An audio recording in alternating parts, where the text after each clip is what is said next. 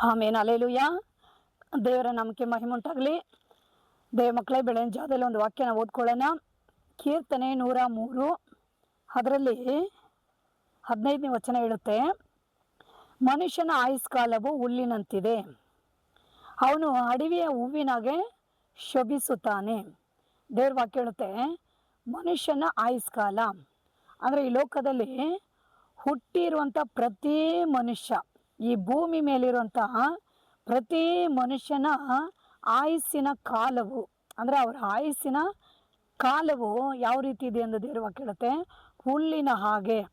ನೋಡ್ರಿ, ನಾವು ಹುಲ್ಲು ನೋಡ್ತೀವಿ ಭೂಮಿ ಮೇಲೆ ಎಲ್ಲ ಕಡೆಗಳಲ್ಲಿ. ಹುಲ್ಲು ಬೆಳಗಿನ ಜಾವದಲ್ಲಿ ತುಂಬಾ ಫ್ರೆಶ್ ಆಗಿ ತುಂಬ ಹಸಿರಾಗಿ ಚೆನ್ನಾಗಿರುತ್ತೆ. ಆದರೆ ಬಿಸಿಲು ಹೊಡಿತಾ ಹುಲ್ಲು ಆಗೇನಾಗುತ್ತಂತೆ, ಬಾಡಿ ಬಗ್ಗೋಗುತ್ತೆ. ಅದೇ ರೀತಿಯಾಗಿ ಮನುಷ್ಯರ ಜೀವಿತ ಕಾಲಗಳು ಈ ಲೋಕದಲ್ಲಿ ಯಾವ ರೀತಿ ಇದೆ ಎಂದು ವಾಕ್ಯ ಹೇಳುತ್ತೆ, ಮನುಷ್ಯನ ಆಯುಷ್ಕಾಲ ಹುಲ್ಲಿನ ಹಾಗೆ ಬೇಗನೆ ಬಾಡಿ ಹೋಗುತ್ತೆ. ಆಮೇಲೆ ಅಲ್ಲೇಲೂಯ.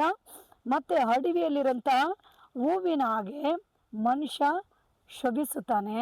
ಬಿಸಿಲು ಏರುವಾಗೆ ಹೂ ಸಹ ಏನಾಗುತ್ತೆ, ಹಾಗೆ ಬಾಡಿ ಉದುರಿ ಒಣಗೋಗುತ್ತೆ.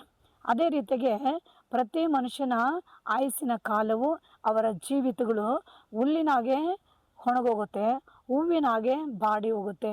ಈ ಲೋಕದಲ್ಲಿ ಎಲ್ಲ ವಸ್ತುಗಳಿಗೆ ಒಂದು ಗ್ಯಾರಂಟಿ ಕೊಡ್ಬೋದು. ಅಂಗಡಿಗಳಲ್ಲಿ ಹೋಗಿ ಅನೇಕರು ಮೊಬೈಲ್ ಇಸ್ಕೊಳ್ತಾರೆ, ಗ್ಯಾರಂಟಿ ಕೇಳ್ತಾರೆ, ಫ್ಯಾನ್ಗಳು ಇಸ್ಕೊಳ್ತಾರೆ, ಕುಕ್ಕರ್ಗಳು ಇಸ್ಕೊಳ್ತಾರೆ ಅಲ್ವಾ, ಮಿಕ್ಸಿ ಇಸ್ಕೊಳ್ತಾರೆ, ಗ್ಯಾರಂಟಿ ಕೇಳ್ತಾರೆ, ಟಿ ವಿ ಇಸ್ಕೊಳ್ತಾರೆ, ಫ್ರಿಜ್ ಇಸ್ಕೊಳ್ತಾರೆ. ಈ ರೀತಿ ಅನೇಕ ಒಡವೆ ವಸ್ತುಗಳನ್ನ ತಗೊಳ್ಳೋಗೆ ಆ ಅಂಗಡಿ ಮಾಲೀಕನಿಗೆ ಏನು ಮಾಡ್ತಾರೆ, ಇದನ್ನು ಗ್ಯಾರಂಟಿ ಕೇಳ್ತಾರೆ. ಕೆಲವ್ರು ಏನು ಮಾಡ್ತಾರೆ, 1 ವರ್ಷ ಗ್ಯಾರಂಟಿ ಕೊಡ್ತಾರೆ. ಹಾಲೆಲೂಯ. ಆಗ ಲೋಕದಲ್ಲಿರೋಂಥ ವಸ್ತುಗಳಿಗಾದರೂ ಮನುಷ್ಯ 1 ವರ್ಷ ಗ್ಯಾರಂಟಿ ಕೊಡ್ತಾನೆ. ಆದರೆ ಮನುಷ್ಯನಿಗೆ 1 ವರ್ಷ ಅಲ್ಲ, 1 ದಿನವೂ ಸಹ ಏನಿಲ್ಲ, ಗ್ಯಾರಂಟಿನೇ ಇಲ್ಲ. ಯಾಕಂದರೆ ಬೆಳಗಿರೋ ಮನುಷ್ಯ, ಬೆಳಗ್ಗೆ ಇರುವಂಥ ಮನುಷ್ಯ ಸಂಜೆ ಇಲ್ದಿರಾಗ್ಬಿಡ್ತಾನೆ. ಸಂಜೆ ಇರುವಂಥ ಮನುಷ್ಯ ಇನ್ನು ಸ್ವಲ್ಪ ಹೊತ್ತಿಗೆ ಇಲ್ಲದಾಗ್ಬಿಡ್ತಾನೆ. ಕ್ಷಣ ಮಾತ್ರದಲ್ಲಿ ಮನುಷ್ಯನ ಆಯುಸ್ಸು ಮುಗಿದೋಗುತ್ತೆ ಅಲ್ವಾ. ಕಾರಣ ಏನಂದರೆ ಮರಣ. ಈ ಲೋಕದಲ್ಲಿ ಹುಟ್ಟಿದ ಮನುಷ್ಯ ಸಾಯಲೇಬೇಕು. ಆದರೆ ಸಾವು ಯಾವಾಗ ಬರುತ್ತೋ ಒಂದು ಮನುಷ್ಯನಿಗೆ ಯಾವಾಗಲೂ ಹೇಳೋಕ್ಕಾಗಲ್ಲ, ಯಾರು ಗ್ಯಾರಂಟಿ ಕೊಡೋಕ್ಕಾಗಲ್ಲ. ಅದಕ್ಕೆ ದೇವ್ರ ವಾಕ್ಯ ಹೇಳುತ್ತೆ, ಮನುಷ್ಯನ ಆಯುಷ್ಕಾಲ ಹುಲ್ಲಿನಾಗೆ ಬೇಗ ಬಾಡಿ ಹೋಗುತ್ತೆ, ಹೂವಿನಾಗೆ ಬಾಡಿ ಅರಳಿ ಉದುರೋಗುತ್ತೆ ಎಂದು ವಾಕ್ಯದಲ್ಲಿ ಬರೆಯಲ್ಪಟ್ಟಿದೆ. ಇಂಥ ಒಂದು ಮನುಷ್ಯ ಏನು ಮಾಡಬೇಕಂದ್ರೆ, ಶಾಶ್ವತ ಇಲ್ಲದಂಥ ಈ ಜೀವಿತಗಳು, ಶಾಶ್ವತ ಇಲ್ಲದಂಥ ಈ ಬದುಕು, ಶಾಶ್ವತ ಇಲ್ಲದಂಥ ಈ ಭೂಮಿ, ನಿರಂತರವಾಗಿಲ್ಲದಂಥ ಈ ಕಾರ್ಯಗಳು ನಾವೇನು ಮಾಡಬೇಕು, ಯಾವುದೂ ನಿರಂತರ ಇಲ್ಲ ಮನುಷ್ಯನಿಗೆ. ಮನುಷ್ಯ ತಾಯಿ ಗರ್ಭದಿಂದ ಹೇಗೆ ಬಂದು ಹಾಗೆ ಹೋಗ್ತಾನೆ. ದೇವ್ರ ವಾಕ್ಯ ಹೇಳುತ್ತೆ, ಲೋಕದಲ್ಲಿ ಬರೋಗಿ ಏನೂ ತಗೊಂಡು ಬಂದಿಲ್ಲ, ಲೋಕವನ್ನು ಬಿಟ್ಟು ಹೋಗುವಾಗೆ ಏನೂ ತಗೊಂಡೋಗಲ್ಲ. ಆದರೆ ಒಬ್ಬ ಮನುಷ್ಯ ಅಲ್ವಾ, ತಾಯಿ ಗರ್ಭದಿಂದ ಒಂದು ಮಗು ಬರೋಗೆ ನೋಡ್ರಿ, ಅದು ದೇವರಿಂದ ಬಂದಿದೆ. ಆ ಮಗು ಎಷ್ಟು ಮುದ್ದಾಗಿ, ಪವಿತ್ರವಾಗಿ, ಶುದ್ಧವಾಗಿ ಗರ್ಭದಿಂದ ಬಂದಿರೋದನ್ನ ನಾವು ನೋಡ್ತೀವಿ. ಆದರೆ ಅದೇ ಮಗು ಈ ಲೋಕದಲ್ಲಿ ಬೆಳೀತಾ ಬೆಳೀತಾ ಬೆಳೀತಾ ಒಂದು ಬುದ್ಧಿ ಬಂದ ಮೇಲೆ ಅನೇಕ ಪಾಪಗಳಲ್ಲಿ, ಅಶುದ್ಧಗಳಲ್ಲಿ ಅಲ್ವಾ, ಅಪರಾಧಗಳಲ್ಲಿ, ಕಾರ್ಯಗಳಲ್ಲಿ ಬಿದ್ದೋಗ್ತಾರೆ. ಈಗ ಇದೆಲ್ಲ ಪಾಪಗಳನ್ನ ಮಾಡಿಬಿಟ್ಮೇಲೆ ಮತ್ತು ನಾವು ಹೆಂಗೆ ಶುದ್ಧವಾಗಿ ದೇವ್ರ ಹತ್ರ ಹೋಗೋಕ್ಕೆ ಸಾಧ್ಯ, ಹೆಂಗೆ ನಾವು ಪರಿಶುದ್ಧವಾಗಿ ಸ್ವರ್ಗಕ್ಕೆ ಹೋಗೋಕ್ಕೆ ಸಾಧ್ಯ? ಅಂದರೆ ಬರುವಾಗ ಹೆಂಗೆ ಬಂದರು ನೋಡ್ರಿ, ಆದರೆ ಹೋಗುವಲ್ಲ ಹಂಗೆ ಹೋಗ್ಬೇಕಲ್ವಾ. ಹೋಗುವಾಗ ಅದೇ ಶುದ್ಧ, ಅದೇ ಪರಿಶುದ್ಧತೆ, ಅದೇ ಒಂದು ಒಳ್ಳೆ ಮನಸ್ಸು ಅದೆಲ್ಲ ಇರಬೇಕಲ್ಲ. ಅದಕ್ಕಾಗಿಯೇ ಭೂಮಿಯಲ್ಲಿ ಹುಟ್ಟಿದ ಮನುಷ್ಯ ಅಶುದ್ಧನಾದ. ಅದಕ್ಕಾಗಿ ಯೇಸು ಸ್ವಾಮಿ 2000 ವರ್ಷಗಳಿಂದ ಆತನ ಸಿಲುವೆ ಮೇಲೆ ಎಲ್ಲ ಮಾನವ ಮನುಷ್ಯನಿಗಾಗಿ, ಅವರ ಪಾಪಗಳಿಗಾಗಿ, ಅವನ್ನ ಶುದ್ಧೀಕರಿಸೋದ್ರಿಗಾಗಿ, ಅವನ್ನ ಕ್ಷಮಿಸೋದ್ರಿಗಾಗಿ, ಅವನ್ನ ಪರಿಶುದ್ಧಗೊಳಿಸೋದ್ರಿಗಾಗಿ ಯೇಸು ಪ್ರಾಣ ಕೊಟ್ಟ, ರಕ್ತ ಚೆಲ್ಲಿದ್ದಾನೆ. ಹೀಗಾಗಿ ನಿರಂತರ ಇಲ್ಲದ ಈ ಲೋಕದಲ್ಲಿ, ಈ ಭೂಮಿ ಮೇಲೆ ನಿರಂತರವಾಗಿರುವನು ಒಬ್ಬ, ಆತನು ಯಾರಂದರೆ ದೇವರು. ಆ ದೇವರು ಯಾರಂದರೆ ಯೇಸು ಕ್ರಿಸ್ತನು. ಮತ್ತು ನಿತ್ಯವಾಗಿರುವಂಥ ಒಂದು ಲೋಕ ಅಂದರೆ ಅದು ಮೋಕ್ಷ ಲೋಕ, ಪರಲೋಕ ಅಂತ ಹೇಳ್ತಾರೆ. ಹಾಗಾಗಿ ಈ ಲೋಕನ ಬಿಟ್ಟು ನಾವೆಲ್ಲರೂ ಹೊರಡಲೇಬೇಕು.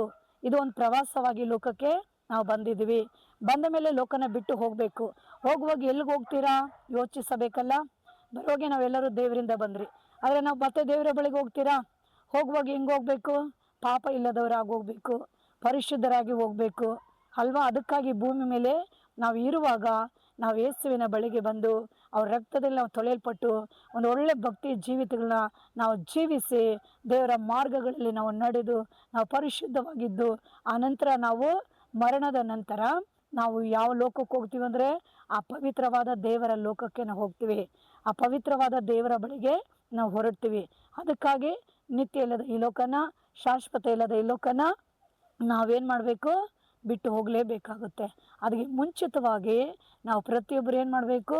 ದೇವರ ಬಳಿಗೆ ಬರಬೇಕು. ದೇವರ ಬಳಿಗೆ ನಾವು ಬರುವಾಗೆ ಅವರು ನಮಗೆ ಶಾಶ್ವತವಾದ ಒಂದು ಬದುಕನ್ನು ಜೀವಿತವನ್ನು ಕೊಡ್ತಾರೆ, ಶಾಶ್ವತವಾದ ಲೋಕವನ್ನು ಕೊಡ್ತಾರೆ.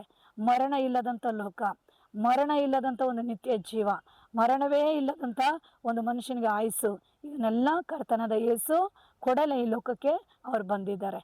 ಹಾಗಾಗಿ ಯೇಸು ಈ ಲೋಕಕ್ಕೆ ಬರ್ತಾ ಇದ್ದಾರೆ.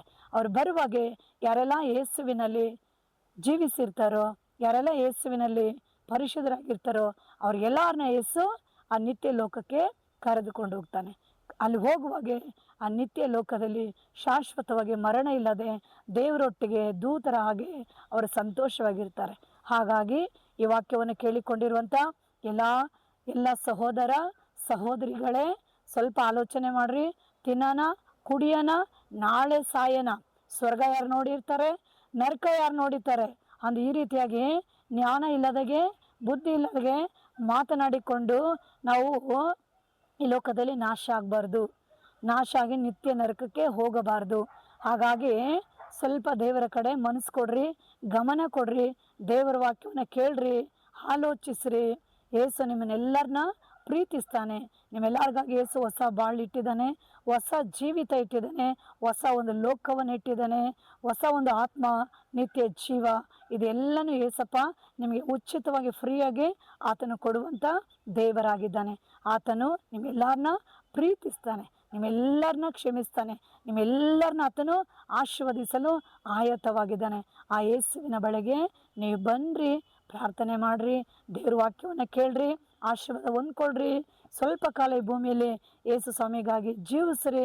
ಪರಲೋಕ ರಾಜ್ಯದಲ್ಲಿ ನಿತ್ಯ ಕಾಲ ಯುಗಾಯುಗಗಳು ಯೇಸುವೊಟ್ಟಿಗೆ ನಾವು ಜೀವಿಸಲು ನಾವು ಹೊರಡುವಾಗೆ ಆ ದಿನಗಳು ಎಲ್ಲರಿಗೂ ಸಂತೋಷವಾಗಿರುತ್ತೆ, ಆಶೀರ್ವಾದಕರವಾಗಿರುತ್ತೆ. ಹಾಗಾಗಿ ಈ ವಾಕ್ಯವನ್ನು ಕೇಳಿಕೊಂಡಿರೋಂಥ ಎಲ್ಲ ಜನರೇ, ದೇವರು ನಿಮ್ಮನ್ನು ಆಶೀರ್ವದಿಸಲಿ.